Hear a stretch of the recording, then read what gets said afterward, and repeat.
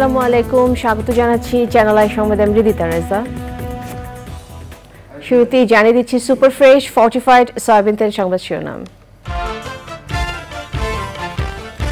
কোটা সংস্কারের দাবিতে রোববার সকাল 11টায় গণপদযাত্রা, রাষ্ট্রপতি বরাবর স্মারকলিপি দেওয়ার ঘোষণা।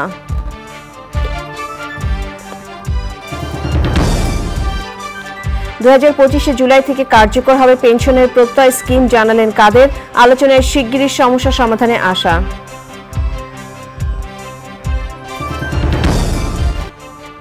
খেলাধুলার বিকাশ, সংস্কৃতি ও সাহিত্য চর্চায় পৃষ্ঠপোষকতায় প্রধানমন্ত্রীর তাগিদ। ব্যাংকার্স অ্যাসোসিয়েশন ফুটবল টুর্নামেন্টের সমাপনী। এমপি আনার হত্যা তদন্তে ডিবির কাছে গ্রেফতারদের তথ্য চেয়েছে কলকাতা সিআইডি। ডিএনএ নমুনা দিতে ভারত যাচ্ছেন আনারের মেয়ে। ডলার সাশ্রয়ের নির্দেশনা সত্ত্বেও সরকারি কর্মকর্তাদের বিদেশ ভ্রমণ কমেনি। 1 মাসে 1 মন্ত্রণালয়ের 180 জনের সফর। এবং সবুজে সাজায় বাংলাদেশ স্লোগানে প্রকৃতি ও জীবন ক্লাবের বৃক্ষরোপণ কর্মসূচি। ঝিনাইদহে বিরল প্রজাতির গাছের বীজ বিতরণ।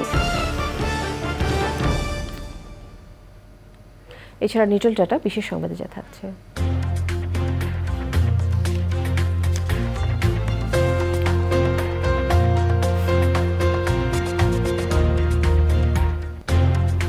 বাগেরহাটে বন্যপ্রাণী সংরক্ষণে গণ সচেতনতা তৈরিতে চিত্রাঙ্কন প্রতিযোগিতার খবর।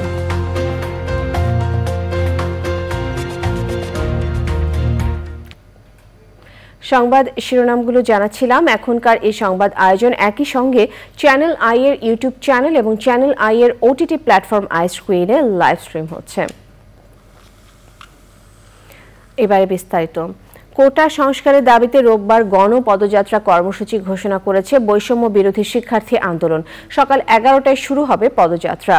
একই সাথে রাষ্ট্রপতি মোহাম্মদ শাহাবুদ্দিন বরাবর স্মারকলিপি দেওয়ারও ঘোষণা দিয়েছে তারা। সন্ধ্যায় ঢাকা বিশ্ববিদ্যালয় কেন্দ্রীয় গ্রন্থাগারের সামনে সংবাদ সম্মেলনে এই ঘোষণা দেন শিক্ষার্থীরা।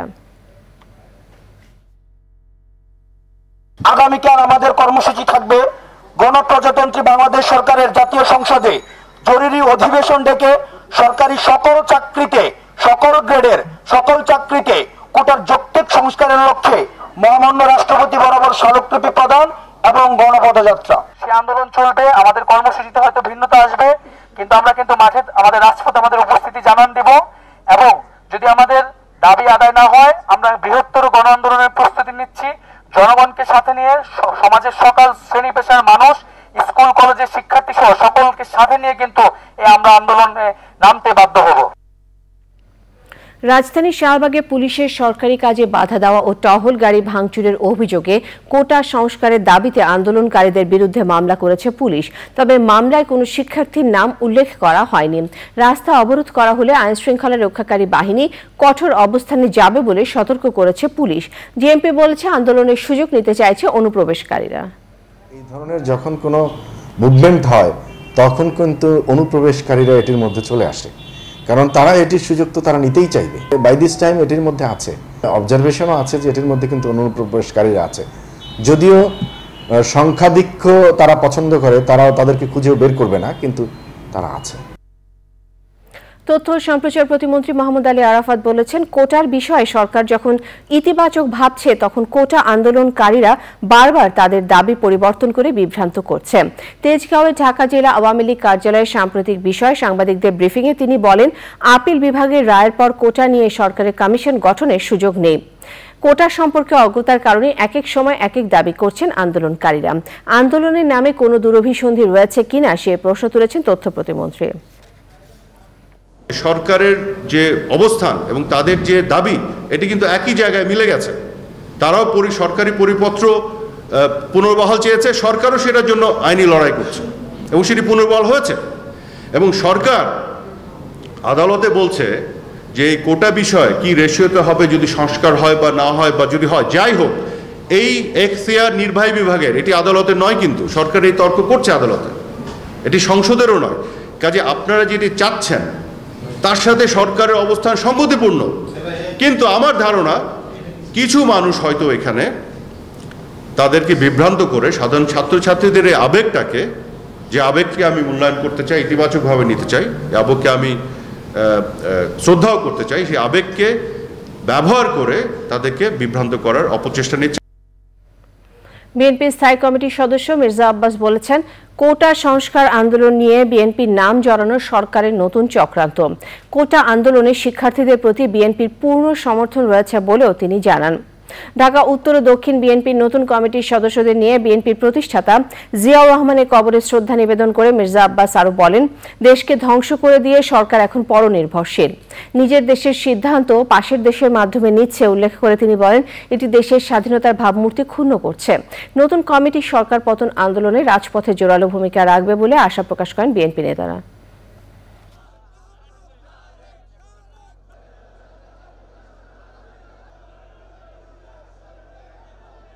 এই কোটা সংস্কার আন্দোলন যারা করছে তাদের দাবি দেওয়া ন্যায্য, সুতরাং বিএনপি এর সঙ্গে আছে এই কথা বলে আসল বিষয়টাকে ধামাচাপা দেওয়ার চেষ্টা করার কোনো প্রয়োজন আছে বলে আমি মনে করি না। এটা তাদের একটা অপপ্রয়াস, অপকৌশল এই আন্দোলনকে অন্যদিকে ধাবিত করার জন্য।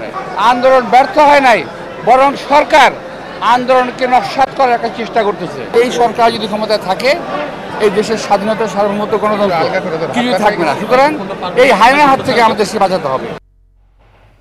সর্বজনীন পেনশনের প্রত্যয় স্কিমে পাবলিক বিশ্ববিদ্যালয়ের শিক্ষকদের 2024 সালে অন্তর্ভুক্ত করার যে তথ্য দেওয়া হয়েছে সেটি ভুল জানিয়ে আওয়ামী লীগের সাধারণ সম্পাদক ওবায়দুল কাদের বলেছেন, শিক্ষকদের পেনশন স্কিমের কার্যকারিতা শুরু হবে 2025 সালের 1 জুলাই। শিক্ষক প্রতিনিধি দলের সাথে বৈঠক শেষে তিনি আলোচনার মাধ্যমে শিগগিরই সমস্যার সমাধান হবে বলে আশা প্রকাশ করেছেন। আলোচনা সন্তোষজনক হয়েছে বলে জানিয়েছেন শিক্ষক নেতারা। নাজিব বেগের রিপোর্ট। সর্বজনীন পেনশনের প্রত্যয় স্কিম বাতিল সহ বিভিন্ন দাবিতে 1 জুলাই থেকে সর্বত্র কর্মবিরতি পালন করছে পাবলিক বিশ্ববিদ্যালয়ের শিক্ষকরা। এর আগে আওয়ামী লীগ সাধারণ সম্পাদক ওবায়দুল কাদের শিক্ষকদের সঙ্গে সরাসরি বৈঠক না হলেও যোগাযোগের কথা জানিয়েছিলেন। শনিবার সকালে ধানমন্ডিতে আওয়ামী লীগ সভাপতির রাজনৈতিক কার্যালয়ে ওবায়দুল কাদের বৈঠক করেন শিক্ষক প্রতিনিধি দলের সাথে।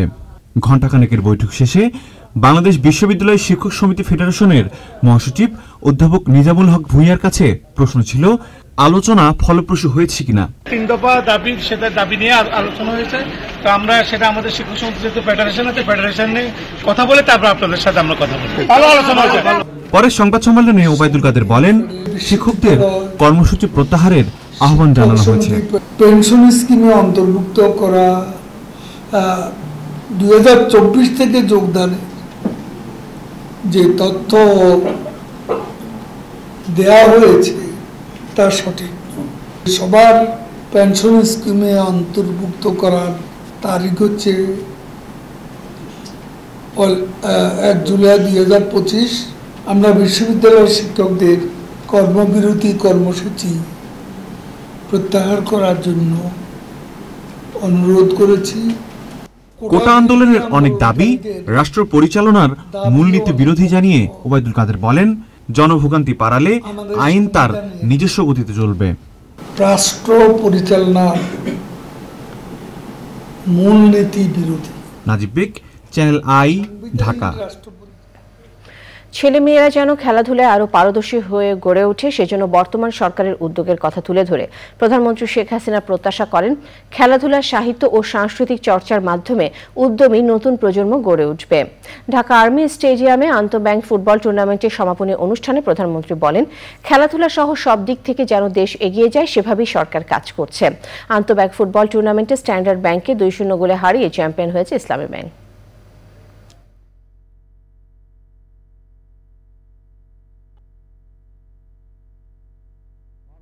তাদের দলকে তারা সমর্থন করছেন।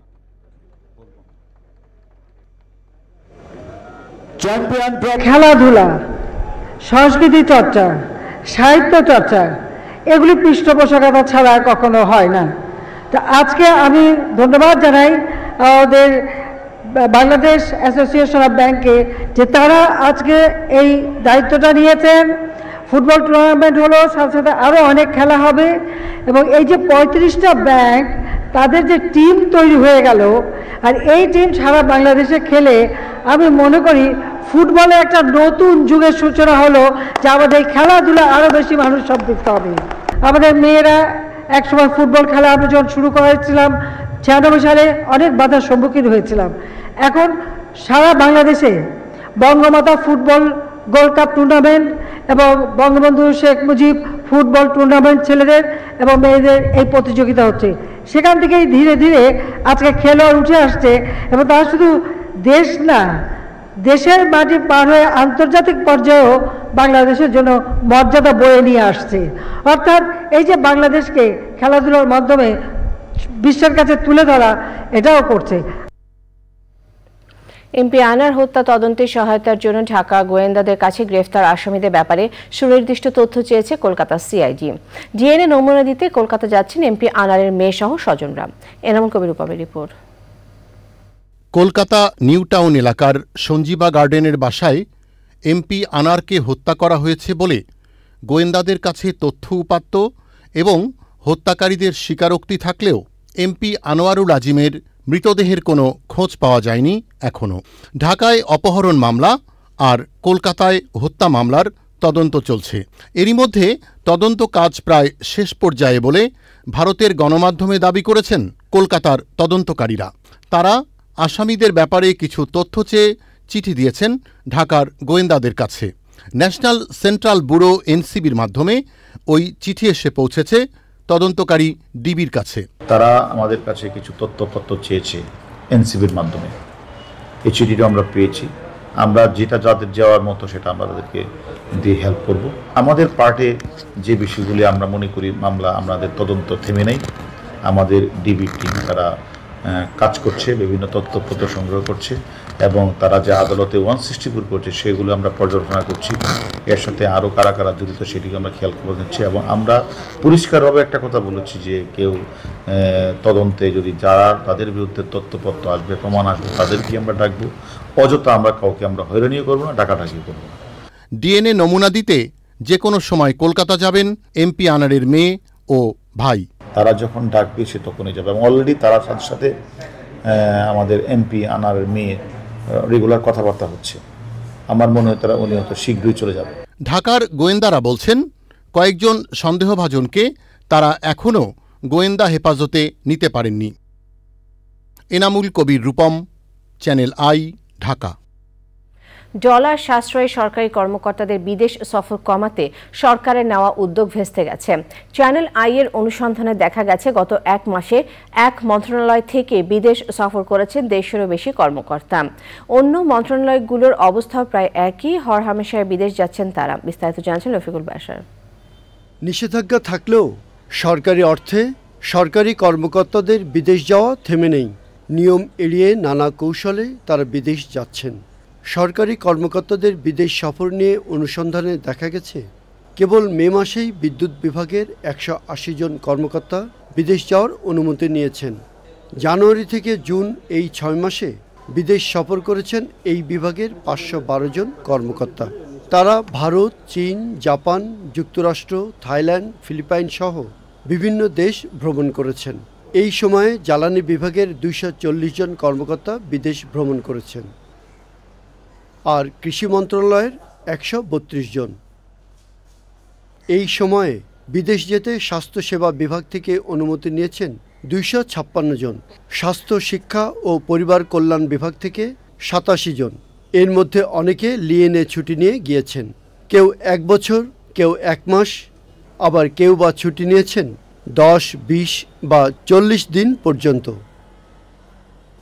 গত 6 মাসে বেসরকারি বিমান চলাচল থেকে 80 জন, অর্থনৈতিক সম্পর্ক বিভাগ থেকে 50 জন, বাণিজ্য মন্ত্রণালয় থেকে 34 জন, তথ্য মন্ত্রণালয়ের 57 জন, তথ্য ও যোগাযোগ প্রযুক্তি থেকে 30 জন বিদেশ গিয়েছেন। তবে সরকারি তহবিল বা ঋণে নয়, অনুদানের অর্থে এবং সরকারি অতি প্রয়োজনে কর্মকর্তারা বিদেশ যাচ্ছেন বলে জানিয়েছেন মন্ত্রিপরিষদ সচিব। সরকারি টাকায় মানে বিশেষ করে প্রজেক্টের টাকা যাওয়া কিন্তু আমরা ব্যাপকভাবে কমিয়েছি। আমরা 100% না কমালেও আমরা 90, 95 বা 97, 98 কমেছে, এটা আমরা দাবি করতে পারি। লোন যদি হয় যেটা আমাকে শোধ করতে হবে, আমরা সেগুলোকে আমরা কিন্তু অ্যালাউ করছি না। যেগুলো গ্রান্ট শুধুমাত্র সেগুলোকে আমরা। সরকারি কর্মকর্তাদের আন্তরিকতা ও রাজনৈতিক সদিচ্ছা না থাকলে এটা বন্ধ করা সম্ভব নয় বলে মনে করেন সাবেক একজন সচিব। এই বিষয়টা বাস্তবায়নের সরকারি কর্মকর্তারা আন্তরিক নয়, রাজনীতিবিদরা তাদের উপর এত নির্ভরশীল যে এই ধরনের সিদ্ধান্ত বাস্তবায়ন করার কোনো প্রয়োজন নেই। এখন তো সরকারি কর্মচারীদের কর্মকর্তাদের তাদের অনেকের শোনা যায় বাইরে সম্পদ আছে, তো সুতরাং এইসব সম্পদের দেখভাল এবং এইগুলো করার জন্য তারা মরিয়া হয়ে যাওয়ার চেষ্টা করছে। এই অবস্থায় সরকারি অর্থে সব ধরনের বিদেশ ভ্রমণ, কর্মশালা ও সেমিনারে অংশ নেওয়া বন্ধ ঘোষণা করে আবারও নতুন পরিপত্র জারি করেছে অর্থ মন্ত্রণালয়। পরিপত্রটি সব মন্ত্রণালয়, বিভাগ, দপ্তর, অধিদপ্তর, সংস্থা, কর্পোরেশন ও সরকারি কোম্পানির জন্য প্রযোজ্য। Rafiqul Bashar, channel I, Dhaka. ব্যাংকে টাকা নেই, ডলারও নেই, কথাটি বলেছেন পলিসি রিসার্চ ইনস্টিটিউটের নির্বাহী পরিচালক doctor Ahsan H Mansur. Banking খাতে দুরবস্থার কারণ নিয়ে এক আলোচনায় তিনি আরও বলেন, ইসলামী সহ বেশ কয়েকটি ব্যাংক আমানত ভেঙে দায় মেটাচ্ছে। বাংলাদেশ ব্যাংকের কাছে প্রশ্ন রেখে এই অর্থনীতিবিদ বলেছেন, এভাবে থালা বাসন বিক্রি করে কতদিন পোলাও কোরমা খাওয়া যাবে। রফতানির তথ্য ফুলিয়ে ফাঁপিয়ে দেখানোর সমালোচনা করে তিনি বলেন, ব্যাংকিং খাতে শ্বেতপত্র তৈরি করা হলে দেখা যাবে কেন্দ্রীয় ব্যাংক ক্ষমতাবানদের কাছের মানুষদের সঙ্গে যোগসাজশ করে আরও বেশি তথ্য লুকিয়ে রেখেছে। Rizvin Azhar report. Economic reporters forum ERF এর আয়োজনে ব্যাংকিং খাত নিয়ে আলোচনায় প্রধান বক্তা অর্থনীতিবিদ ডক্টর আহসান এইচ মনসুর। 2009 সাল থেকে শক্তিশালী হয়ে কিভাবে খাতটি ধ্বংসের প্রান্তে চলে গেল তা ব্যাখ্যা করেন তিনি। সরকার কি বলেছিল, বাজেটে ছিল যে অভ্যন্তরীণ খাত থেকে ধার করবে, আমার মনে হয় 1,16,000 না 1 লক্ষ এরকম ছিল, এবং পরবর্তী রিভাইজ বাজেটে পরিষ্কার বলা আছে 1,56,000 কোটি টাকা তারা ধার করবে। পেরেছে, করতে পারেনি, টাকা নাই তো, ব্যাংকিং খাতে টাকা নাই। তারা কতখানি ধার করেছে? হ্যাঁ করেছে 96,000 কোটি, হ্যাঁ, কিন্তু পরিমাণটা যেটা দরকার ছিল সেটা করতে পারেনি। না করতে পারাতে কি হয়েছে, অনেক জায়গাতে হয়তো বিল পরিশোধ করতে পারবে না, অনেক বিদ্যুতের বিল, অনেক মানে এনার্জি সেক্টরের কয়েক বিলিয়ন ডলার শোধ করতে পারছে না, টাকাও নাই, ডলারও নাই। এক্সপোর্টের ক্ষেত্রে উল্টোপাল্টা হয়েছে। আমি তো বলবো যে ব্যাংকিং খাতের ডেটাতে সবচেয়ে বেশি উল্টোপাল্টা আছে।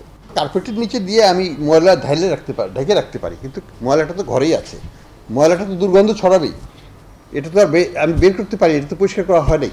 সেদিন আমাকে একজন সাংবাদিক ভাই প্রশ্ন করেছিলেন যে ইসলামী ব্যাংক তো ভালোই প্রফিট করেছে, তাহলে লিকুইডিটি সংকট কেন? আসলে টাকাটা কোথায়? টাকাটা তো নাই। তো আমাকে বুঝতে হবে যে আমি ডিপোজিট খেয়ে যদি কোনো ব্যাংক চলে, সেই ব্যাংক কোথায় যেয়ে দাঁড়াতে পারে। আমার ঘরের থালা বাসন বেচে যদি আমি পোলাও কোরমা খাই, তো কতদিন খেতে পারবো আমি পোলাও কোরমা? তো এই জিনিসগুলো নিয়ে আমাদেরকে ভাবতে হবে। কেবল ব্যাংক নয়, শেয়ার বাজারে লুটপাট ও নৈরাজ্য থামাতে সরকার শোচনীয়ভাবে ব্যর্থ হয়েছে বলে মনে করেন তিনি। অ্যাজ এ কান্ট্রি আমরা কিন্তু miserably failed, I will understand, miserably, শোচনীয়ভাবে আমরা পরাজিত। এই ব্যাংক, এই আর্থিক খাতটাকে ঊর্ধ্বমুখী করার ব্যাপারে এটাকে আমরা করতে পারিনি। এটাকে শুধু করতে পারিনি না, আমরা এটাকে নিম্নমুখী করেছি গত 10-15 বছরে। বাংলাদেশ ব্যাংক নয়, সরকারের নেতৃত্বে ব্যাংক খাতের অনিয়ম খতিয়ে দেখতে শক্তিশালী তদন্ত কমিটি করে শ্বেতপত্র প্রকাশের পরামর্শ দিয়েছেন অর্থনীতিবিদরা। রিজভিন আওয়াজ, চ্যানেল আই, ঢাকা।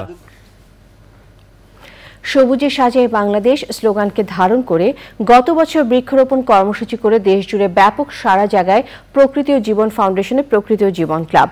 এরই ধারাবাহিকতায় জলবায়ুর ক্ষতিকর প্রভাব মোকাবেলায় এবারও বৃক্ষরোপণ কর্মসূচি করছে প্রকৃতি ও জীবন ক্লাব। ঝিনাইদহে বৃক্ষরোপণের পাশাপাশি এলাকাবাসীর মাঝে বিরল প্রজাতির গাছের বীজ বিতরণ করা হয়েছে। শেখ সেলিমের তথ্য ও ভিডিওচিত্রে সাবিনা হাসানের রিপোর্ট। বৈশ্বিক উষ্ণায়ন সহনীয় মাত্রায় রাখতে এবং সারা দেশে সবুজ বেষ্টনী গড়ার অংশ হিসেবে ঝিনাইদহে প্রকৃতি ও জীবন ক্লাবের মাসব্যাপী বৃক্ষরোপণ কর্মসূচি। সবুজে সাজাই বাংলাদেশ এই প্রতিপাদ্যে ঝিনাইদহ কালেক্টরেট স্কুল অ্যান্ড কলেজে বৃক্ষরোপণ কর্মসূচি পালন করেছে প্রকৃতি জীবন ক্লাব ঝিনাইদহ। সারা বাংলাদেশ ব্যাপী কিন্তু এই কর্মসূচি শুরু হয়েছে প্রকৃতি জীবন ক্লাবের মাধ্যমে। আমরা ফলদ, বনজ, ঔষধি গাছ যত বেশি লাগাবো ততই কিন্তু বাংলাদেশটা ভালো থাকবে। বাংলাদেশের যে উষ্ণতা, সেই উষ্ণতা প্রশমিত হবে। শুধু ঝিনাইদহ না, ঝিনাইদহ ছাড়াও অন্যান্য জেলা এবং যেখানে যত পতিত জায়গা আছে সেখানেই কিন্তু আমাদের বৃক্ষরোপণ করতে হবে। আজকে কিন্তু আমরা এই সারা বিশ্বে যে উষ্ণায়ন হচ্ছে, এই উষ্ণায়নের মূল কারণেই কিন্তু আমরা বৃক্ষ নিধন করে ফেলছি এবং আমরা কিন্তু নানা ধরনের বৈরী কর্মকাণ্ডের মাধ্যমে আমাদের এই উষ্ণতাকে বাড়িয়ে ফেলছি। তো সেটাকে যদি প্রশমিত করতে হয়, বৃক্ষরোপণের কোনো বিকল্প নেই। আসুন আমরা সবাই মিলে বাংলাদেশটাকে সবুজে সাজাই। Jhenaidah collectorate school and college প্রাঙ্গণে অনুষ্ঠানের প্রধান অতিথি ছিলেন প্রকৃতি ও জীবন ক্লাবের উপদেষ্টা বিশিষ্ট শিক্ষাবিদ প্রফেসর সুশেন্দু কুমার ভৌমিক সহ গণ্যমান্য ব্যক্তিরা।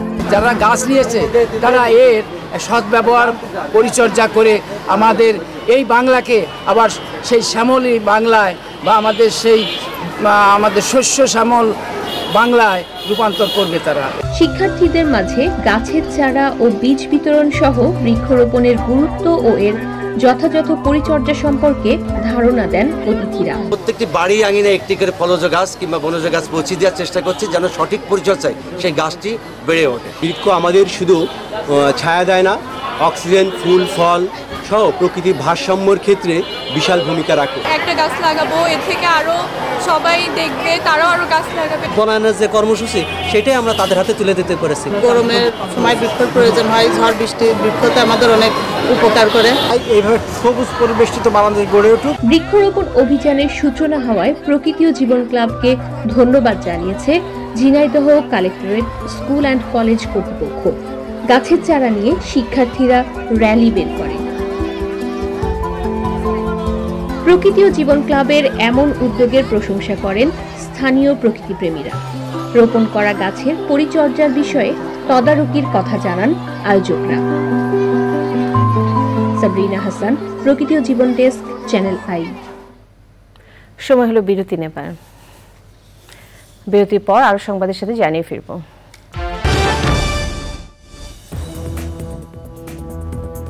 ফিরে এলাম বিরতির পর। গাজা আল মাউসি উদ্বাস্তু শিবিরে ইসরায়েলি বিমান হামলায় কমপক্ষে ৭১ ফিলিস্তিনি নিহত হয়েছেন, আহত হয়েছেন ২৮৯ জন। উদ্বাস্তু শিবিরের তাঁবু ও পানি শোধনাগারে কমপক্ষে ৫ দফা বিমান হামলা চালিয়েছে ইসরায়েল। গাজার প্রতিরক্ষা বিভাগ বলছে ইসরায়েলি সেনারা যেটাকে নিরাপদ অঞ্চল বলছে সেখানে তারা লক্ষ্যবস্তু বানিয়ে হামলা চালাচ্ছে। প্রত্যক্ষদর্শীরা জানিয়েছে উদ্ধারকর্মী ও স্বাস্থ্যসেবায় নিয়োজিত দলও ইসরায়েলি সেনাদের লক্ষ্যবস্তু হচ্ছে। এছাড়াও বাস্তুচ্যুত ফিলিস্তিনিরা তাল আল হাওয়ায় আশ্রয় নিলে সেখানেও হামলা হয়। অনেক মরদেহ উদ্ধার করা হয়েছে। ৭ই অক্টোবর থেকে এখন পর্যন্ত ইসরায়েলি হামলায় নিহতের সংখ্যা দাঁড়িয়েছে ৩৮,৪৪৩ জনে। এদিকে লেবাননের খারদালি শহরে একটি গাড়িতে ইসরায়েলি ড্রোন হামলায় ২ জন নিহত হয়েছেন। আইস্ক্রিন সাংস্কৃতিক সংবাদ।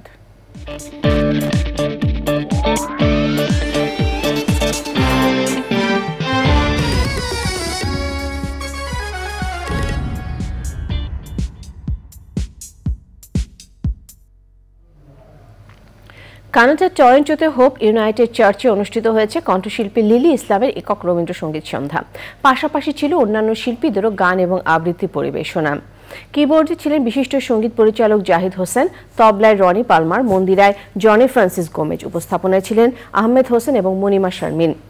আবৃত্তি করেন মনিমা শারমিন, আহমেদ হোসেন, দিলারা নাহার বাবু, ফারিয়া শারমিন, সেহলি ফারিহা রহমান, নার্গিস রূপক।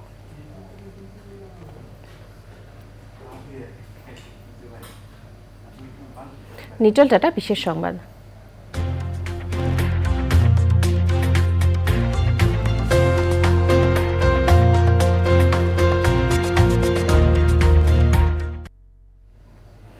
আমরাই বাঁচাতে পারি বন্যপ্রাণী স্লোগানে বাগেরহাটের শরণখোলায় চিত্রাঙ্কন প্রতিযোগিতা হয়েছে। বন্যপ্রাণী সংরক্ষণে গণসচেতনতা সৃষ্টিতে কিশোর কিশোরীদের নিয়ে প্রতিযোগিতার আয়োজন করে শরণখোলা বন্যপ্রাণী সংরক্ষণ টিম। সাউথখালী ইউনিয়নের তাফালবাড়ি কিশোর কিশোরী ক্লাবের শিক্ষক তন্ময় মিত্রের সভাপতিত্বে প্রধান অতিথি ছিলেন মিজানুর রহমান। অনুষ্ঠানে ছিলেন বন্যপ্রাণী সংরক্ষণ টিমের সভাপতি নাজমুল ইসলাম, সদস্য কমল কীর্তি নারায়ণ, মোহাম্মদ জিহাদ আকন ও বিশিষ্ট জনেরা। চিত্রাঙ্কন প্রতিযোগিতায় বিজয়ীদের পুরস্কার তুলে দেওয়া হয়। কৃষি সংবাদ।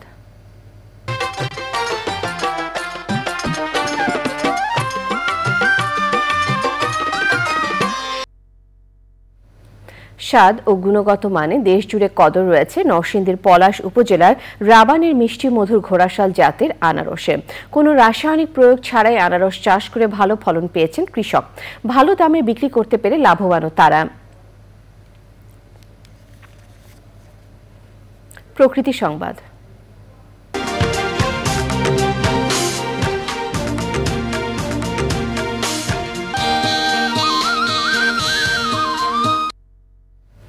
শিল্প কারখানার বর্জ্যের দূষণে মরতে বসেছে নারায়ণগঞ্জের প্রাণ শীতলক্ষা নদী।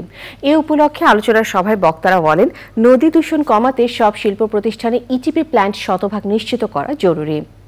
আর আমলাতান্ত্রিক জটিলতায় দোষীদের বিরুদ্ধে ব্যবস্থা নেওয়া যাচ্ছে না বলছেন সংশ্লিষ্টরা। আবারও বিরতি নিচ্ছে, ফিরে এসে যা দেখবেন। ফিরে এলাম বিরতির পর। রাজশাহী বিশ্ববিদ্যালয়ের রাষ্ট্রবিজ্ঞান বিভাগের প্রাক্তন শিক্ষার্থীদের পুনর্মিলনী হয়েছে। রাজশাহী ইউনিভার্সিটি পলিটিক্যাল সায়েন্স অ্যাসোসিয়েশনের আয়োজনে অনুষ্ঠানে ছিলেন রাষ্ট্রবিজ্ঞান বিভাগের চেয়ারম্যান অধ্যাপক মাহমুদুর রহমান, অধ্যাপক ডক্টর রুহুল আমিন, অধ্যাপক ডক্টর সুলতান মাহমুদ রানা, পুনর্মিলনী প্রস্তুত কমিটির আহ্বায়ক মোহাম্মদ আশরাফুজ্জামান ও সদস্য সচিব মোহাম্মদ আব্দুর রৌফ সহ অন্যরা। 1976 সাল থেকে 2011 ব্যাচের শিক্ষার্থীরা মিলন মেলায় জীবনের পথ চলা ও সাফল্য সহ বিশ্ববিদ্যালয় জীবনের নানান স্মৃতিচারণ করেন। পরে সাংস্কৃতিক অনুষ্ঠান ও র্যাফেল আয়োজন করা হয়। খেলার খবর।